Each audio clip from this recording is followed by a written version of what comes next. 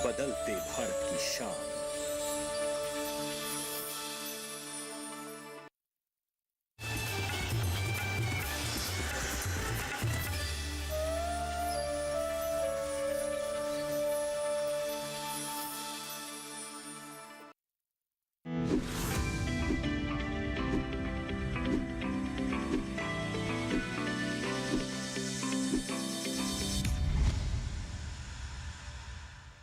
नमस्कार।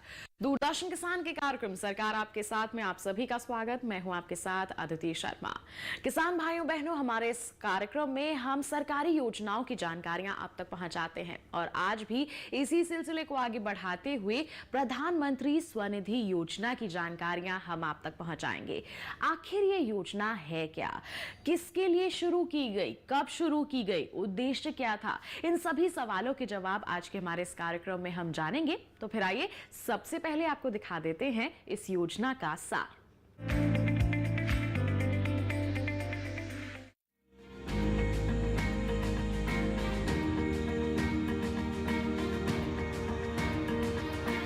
हमारे देश में रेहड़ी पटरी वाले यानी स्ट्रीट वेंडर बहुत महत्वपूर्ण प्रतिनिधित्व करते हैं। खास तौर से ये शहरी इलाकों की अनौपचारिक अर्थव्यवस्था में इनकी भूमिका और भी बढ़ जाती है। ये विक्रेताओं के रूप में जाने जाते हैं और शहरवासियों को उनके घर पर ही सस्ती दरों पर माल और सेवाओं की आपूर्ति करते हैं। स्ट्रीट वेंडर में फेरी वाले, ठेले वाले और रेहड़ी वाले आते हैं।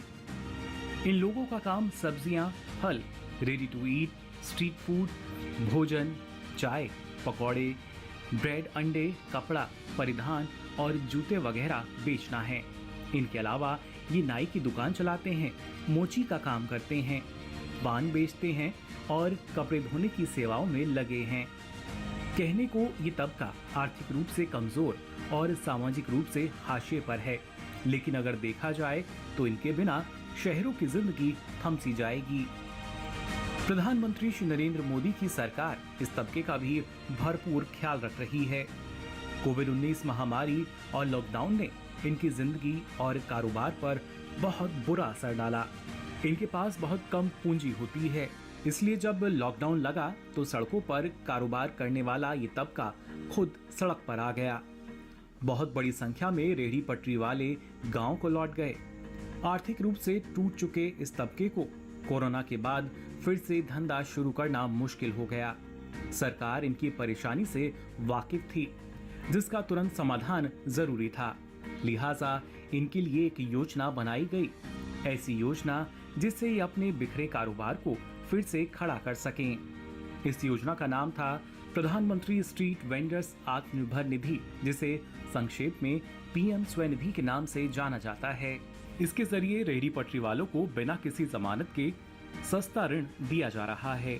इससे उन्हें कार्यशील पूंजी मिलेगी और वे अपने व्यापार को बढ़ा सकेंगे।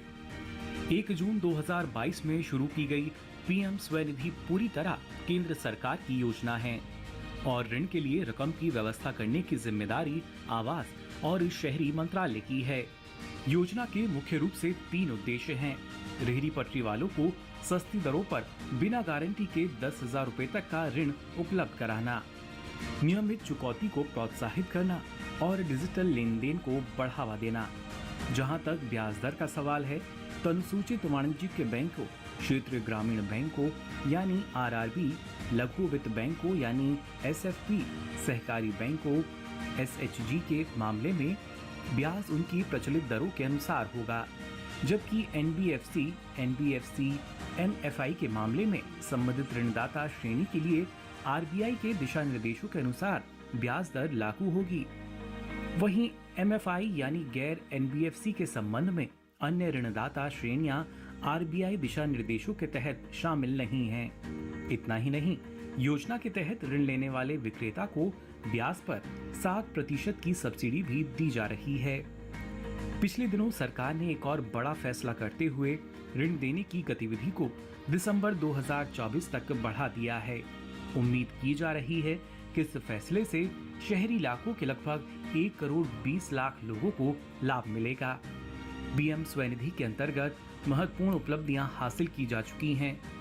20 अक्टूबर 2022 तक 39,91,000 लोगों को 4,600 करोड़ से भी अधिक का ऋण दिया जा चुका है। इसके जरिए रेहड़ी पटरी वालों को बिना किसी गारंटी के सस्ता ऋण दिया जा रहा है।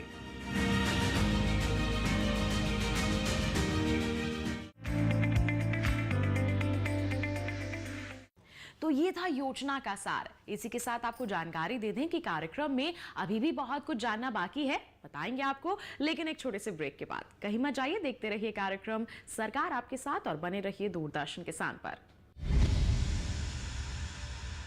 घर बैठे ही अपने स्मार्टफोन के जरिए बैंकिंग से लेकर उन सभी सरकारी योजनाओं और एप्स का इस्तेमाल करना सीख जाते हैं जो आपके कृषि विकास में तो मददगार है ही, साथ ही ये आपको बना देता है अप टू डेट किसान भी। डिजिटल पाठशाला में हम लेंगे अपने दर्शकों के सवाल और जानेंगे अपने एक्सपर्ट अनुज गुप्ता जी से उनके जवाब। क्या है बुलियन ट्रेडिंग? देखिए, बुलियन ट्रेडिंग बुल और बियर से बिल्कुल अलग है। बुलियन मतलब गोल्ड और सिल्वर, जो आपके प्रीशियस मेटल है उसको हम बुलियन के अंदर लेते हैं। हम आपके लिए लेकर आए हैं प्लास्टिक कचरा प्रबंधन योजना। तो जानते हैं क्या है योजना और कैसे इस योजना से प्लास्टिक कचरे का निपटान किया जा रहा है। डिजिटल किसान इस रविवार 2 अप्रैल शाम 7 बजे और पुनः प्रसारण मंगलवार 4 अप्रैल शाम 4 बजे सिर्फ डीडी किसान पर। ब्रेक के बाद दूरदर्शन किसान के कार्यक्रम सरकार आपके साथ में आप सभी का फिर से स्वागत। बात हो रही है आज के हमारे इस कार्यक्रम में प्रधानमंत्री स्वनिधि योजना की। योजना का सार आपने जान लिया। अब हमारे साथ हमारे विशेषज्ञ जुड़ गए हैं, आइए उनका रुख कर लेते हैं और उनसे भी इस योजना की बारीकियों को समझ लेते हैं। आज बात कर रहे हैं हम प्रधानमंत्री स्वनिधि योजना की। अभी तक योजना का सार आपने जान लिया, प्रक्रिया आपने जान ली, लेकिन अभी भी हम जानते हैं कई सवाल आपके मन में होंगे जिनके जवाब आइए आप तक पहुंचाते हैं। हमारे विशेषज्ञ हमारे साथ उपस्थित हैं, उनसे हम चर्चा करते हैं। हमारे साथ मनोज जोशी जी उपस्थित हैं। बता दें ये सचिव हैं आवास एवं शहरी कार्य मंत्रालय भारत सरकार में। सर, आपका बहुत बहुत स्वागत कार्यक्रम सरकार आपके साथ में। नमस्कार। तो आज के कार्यक्रम में हम बात कर रहे हैं प्रधानमंत्री स्वनिधि योजना की। तो सबसे पहले तो आपसे चाहेंगे आप हमारे सभी दर्शकों को ये बताएं ये योजना आखिर है क्या, कब इसकी शुरुआत हुई और इसके पीछे का उद्देश्य क्या था? कोविड के दौरान जब ये महसूस किया गया कि स्ट्रीट वेंडर्स का पूरा रोज़गार ख़त्म हो गया है, उनके पास कैश नहीं है, उनको बिज़नेस दोबारा शुरू करने के लिए पैसे हैं नहीं, तो इसके लिए पीएम स्वनिधि स्कीम शुरू की गई कि उनको 10,000 रुपये का लोन दिया जा सके ताकि वो अपना बिज़नेस रीस्टार्ट कर सकें। और इस स्कीम में बड़ा सिंपल सा प्रोसीजर रखा गया कि स्ट्रीट वेंडर लोकल बॉडी में जो म्यूनिसिपैलिटी में जाके एक आवेदन करे और म्यूनिसिपैलिटी उस आवेदन को ऑनलाइन बैंक तक पहुंचाएगी और बैंक ऑटोमेटिकली लोन सैंक्शन कर देगा बिना ज़्यादा जांच पड़ताल किए, क्योंकि 10,000 रुपये का ही लोन है। और उसके साथ ही म्यूनिसिपैलिटी अगर उनके पास सर्टिफिकेट ऑफ वेंडिंग नहीं है तो एक लेटर ऑफ रिकमेंडेशन भी इशू करती है, जिससे स्ट्रीट वेंडर को एक स्टेबिलिटी मिलती है, सरकार ने उसको रिकॉग्नाइज़ किया है। तो बैंक के पास जब ये रिकमेंडेशन गई तो बैंक ने लोन सैंक्शन किए 10,000 रुपये के, और उससे स्ट्रीट वेंडर्स अपना काम दोबारा शुरू कर पाए।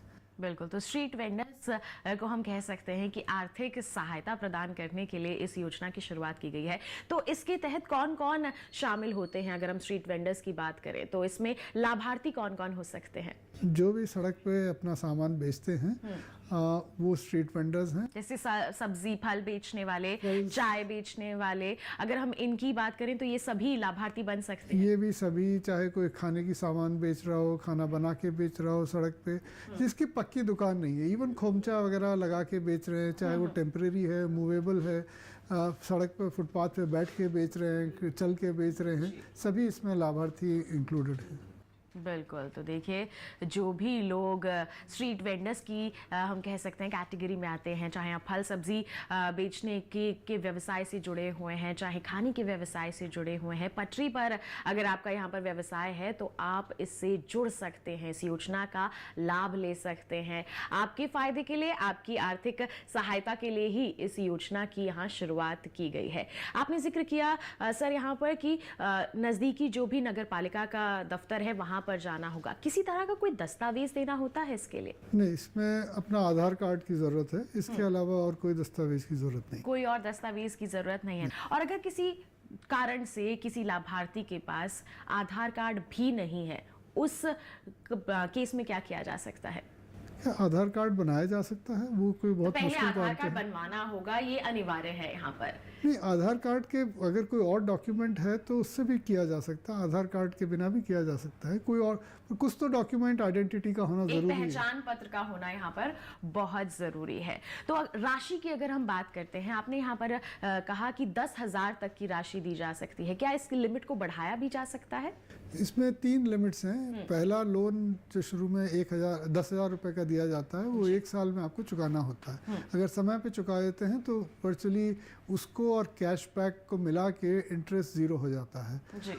वो अगर जब भी पहला लोन चुका देते हैं टाइमली, तो दूसरा लोन आप 20,000 रुपए का सैंक्शन करवाने की पात्रता हो जाती है। तो अगर उसके अप्लाई करें तो वो मिल जाता है। और जब दूसरा लोन 20,000 रुपए का 18 महीने में चुका दें, तो उसके बाद तीसरा लोन 50,000 रुपए प्राप्त करने की पात्रता हो जाती है। बिल्कुल। तो अगर समय से भरपाई कर रहे हैं तो इस सीमा को बढ़ाया भी जा सकता है। आपने कहा कि रेट ऑफ इंटरेस्ट अगले साल में 0 हो जाता है, पहले साल में कितना यहाँ पर रेट ऑफ इंटरेस्ट देना होता है? नहीं, बैंक जो भी रेट ऑफ इंटरेस्ट चार्ज करता है नॉर्मली 8-9% तो ये चार्ज बैंक करता पर है। निर्भर करता है कि हाँ, वो कितना तो rate of fix rate interest नहीं है, पर उसमें हम लोग इंटरेस्ट सबवेंशन देते हैं और एक डिजिटल ट्रांजैक्शंस करने पे कैशबैक भी देते हैं।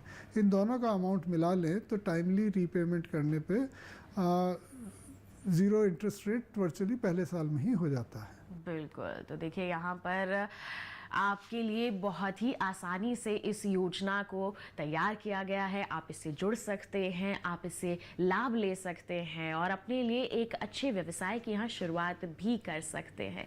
अभी तक की अगर हम बात करते हैं तो कितने बदलाव आप देख रहे हैं या फिर आंकड़े क्या कहते हैं?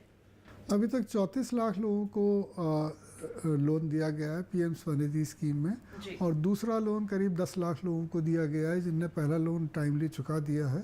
पर मेरे जो प्रधानमंत्री जी जैसा अपने भाषण में कहते हैं और हमें भी लगता है कि स्वनिधि का प्राइमरी टारगेट था लोगों को कोविड के दौरान कैश प्रोवाइड करना, पर जो सबसे बड़ा फ़ायदा पीएम स्वनिधि स्कीम का हुआ है कि जो हमारे रेडी पटरी वाले या स्ट्रीट वेंडर्स हैं, इनको जो आत्मसम्मान और डॉक्यूमेंटेशन और रिकॉग्निशन जो मिला है, क्योंकि सभी को पता है कि जब आप फुटपाथ पे कुछ बेच रहे हो तो पुलिस है, म्यूनिसिपैलिटी है, ये लोग आपको हटाते हैं और उसमें हरेसमेंट भी होता है, उसमें करप्शन भी होता है।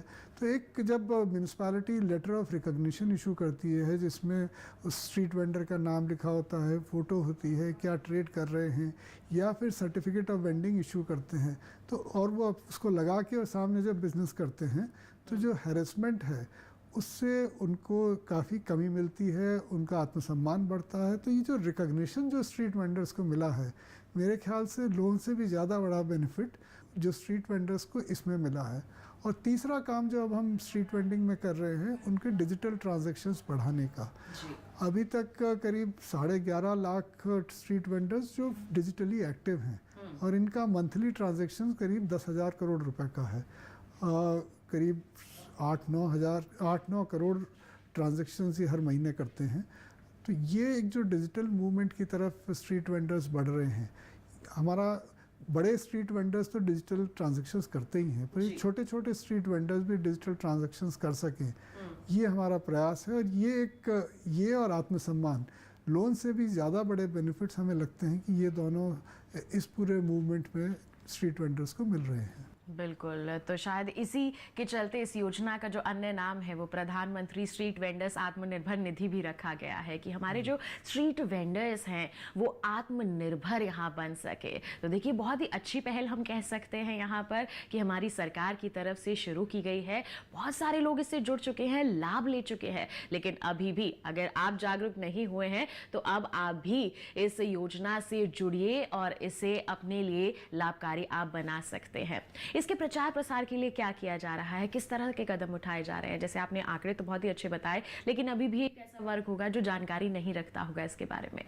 काफ़ी बड़ा स्ट्रीट वेंडर्स वर्ग है जिनको अभी भी लोन लेने की रिकग्निशन की ज़रूरत है। जी। तो स्ट्रीट वेंडर्स के लिए ज़्यादातर हम म्यूनिसपैलिटीज़ के माध्यम से उनके लिए सम्मेलन ऑर्गेनाइज करते हैं। म्यूनिसपैलिटी उनको रीच आउट कर रही है ताकि सभी स्ट्रीट वेंडर्स वहाँ उनके आ सकें।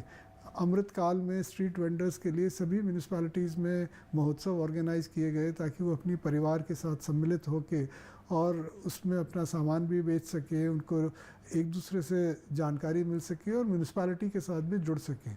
तो प्रयास यही है कि म्यूनिसपैलिटीज़ के द्वारा हम सभी स्ट्रीट वेंडर्स को पहुंच सकें। बिल्कुल, तो देखिए यहाँ पर प्रयास भी किए जा रहे हैं कि हर एक जन तक इस योजना की जानकारी पहुंचाई जा सके। अब सरकार पहल कर रही है तो अब आप लोगों को भी जागरूक होना ज़रूरी है। अब हम आपसे जानना चाहेंगे यहाँ पर कि राशि की आपने बात कही, जो ये राशि है ये कैश में दी जाती है या फिर हमारे जो लाभार्थी हैं उनके बैंक अकाउंट में ट्रांसफ़र की जाती है? ये बैंक अकाउंट में ही ट्रांसफ़र की जाती है। बैंक कोई भी लोन आजकल कैश में नहीं देते, तो जो लाभार्थी है उनके बैंक अकाउंट में ट्रांसफ़र की जाती है और उसी के लोन देने के साथ ही उनका यूपीआई बना के डिजिटल ट्रांजैक्शन उनके फ़ोन से इनेबल करके वो सारा प्रोसेस इसके साथ ही किया जाता है। बिल्कुल, तो यहाँ पर हम कह सकते हैं कि जागरूक भी किया जाता है कि आप डिजिटल इंडिया की तरफ भी बढ़िए, डिजिटल जो ट्रांजैक्शंस हैं उन्हें भी अपनाइए। तो देखिए एक योजना है जो कितने सारे लाभ आप तक यहाँ पहुँचा रही है। आपसे एक सवाल और मैं पूछना चाहूँगी, यहाँ पर मेरे मन में भी आया और स्ट्रीट वेंडर्स के मन में भी आता होगा। लोन ले लिया, जब लोन लिया तो वहाँ पर ये जानकारी देना ज़रूरी है कि मैं कौन सा व्यवसाय कर रहा हूँ या कर रही हूँ? बिल्कुल, अगर आप कह रहे हैं कि हम स्ट्रीट वेंडर हैं तो क्या बेच रहे हैं ये तो कोई भी सवाल पूछेगा ही। तो देखिए शुरुआत करी कि मैं ये वाला जैसे फल सब्जी बेचने का व्यवसाय एक स्ट्रीट वेंडर शुरू कर रहे हैं, लेकिन किसी कारणवश उसमें लाभ नहीं मिल रहा है, उनको बीच में लगा कि मुझे बदलाव करना है, इसमें किसी और व्यवसाय की ओर बढ़ना है, तो क्या ये संभव है, इस ओर इसको अपनाया जा सकता है? हाँ बिल्कुल, वो अपना व्यवसाय बदल सकते हैं, पर हाँ जो भी व्यवसाय कर रहे हैं वो बैंक को बताना तो ज़रूरी है। तो जैसे अगर किसी व्यवसाय को बदला भी है तो उसकी जानकारी उसी समय बैंक तक पहुंचानी बहुत ज़रूरी है। बैंक का प्राइमरी कंसर्न तो है कि आप उनका लोन चुका रहे हैं इंटरेस्ट के साथ, पर जितना ज़्यादा संपर्क बैंक के साथ रखेंगे उतना आपकी फ्यूचर वर्किंग में, भविष्य में बैंक से लोन लेने में, वर्किंग कैपिटल लेने में सुविधा मिलेगी। बिल्कुल, तो देखिए यहाँ पर पारदर्शिता रखनी बहुत ज़रूरी है। आप यहाँ पर बैंक के संपर्क में रहकर आगे कार्य करते रहेंगे तो निश्चित तौर पर बैंक से भी आपको पूरा सहयोग मिलता रहेगा। जब इस योजना की शुरुआत की गई तो इसका कार्यकाल केवल 2022 तक रखा गया था, लेकिन अब इसमें बढ़ोतरी की गई है। तो अब आगे के क्या हम कह सकते हैं योजना है कि क्या प्लान्स है? अभी तो टारगेट ये है कि अगले 1-2 साल में सभी स्ट्रीट वेंडर्स के पास 50 लाख स्ट्रीट वेंडर्स के पास तो हम पहुंच जाएं। उसके साथ ही लोन का अमाउंट बढ़ाने की चर्चा भी चल रही है कि जिन स्ट्रीट वेंडर्स ने पहले के लोन चुका दिए हैं, अगर कोई 50,000 से ज़्यादा भी लोन लेना चाहता है या सीधे 50,000 लोन लेना चाहता है तो हम उनको दे सकें। और जैसा मैंने कहा कि हमारा प्रयास है कि डिजिटल ट्रांजैक्शंस सभी स्ट्रीट वेंडर्स ज़्यादा से ज़्यादा कर सकें। डिजिटल ट्रांजैक्शंस के 2 फ़ायदे हैं, एक तो एक ट्रेल ऑफ ट्रांजैक्शंस बनती है, उससे आगे बैंक से लोन लेने में बड़ी सुविधा होती है। दूसरा, आजकल जो कस्टमर्स हैं वो भी पसंद करते हैं डिजिटल ट्रांजैक्शंस, तो उसका अकाउंट मेंटेन होता है।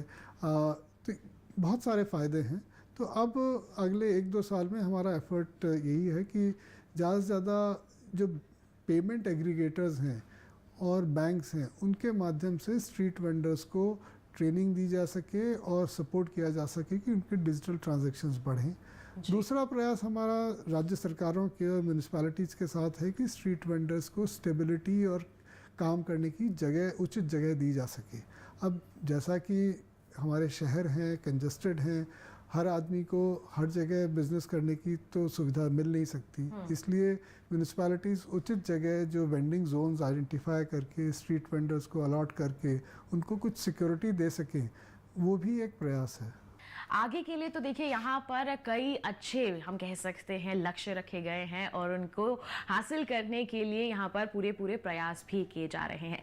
लेकिन कोई भी योजना की शुरुआत होती है तो कुछ ना कुछ दिक्कतें भी आती हैं। अगर हमारे किसी लाभार्थी की किसी तरह की कोई शिकायत है, चाहे लोन को लेकर, बैंक की प्रक्रिया को लेकर, तो वो कहाँ संपर्क कर सकते हैं? पहली जगह तो संपर्क करने के लिए म्यूनिसिपैलिटी है, क्योंकि म्यूनिसिपैलिटी ने ही ये केसेस बैंक्स को रिकमेंड किए हैं। और हमारी वेबसाइट पे तो थोड़ा पहुंचना मुश्किल होता है, सभी स्ट्रीट वेंडर्स इतने डिजिटली एक्टिव नहीं होते, पर हमारे माध्यम से भी कर सकते हैं। पर प्राइमरी सोर्स म्यूनिसिपैलिटी में जाके या बैंक में जाके बताएं।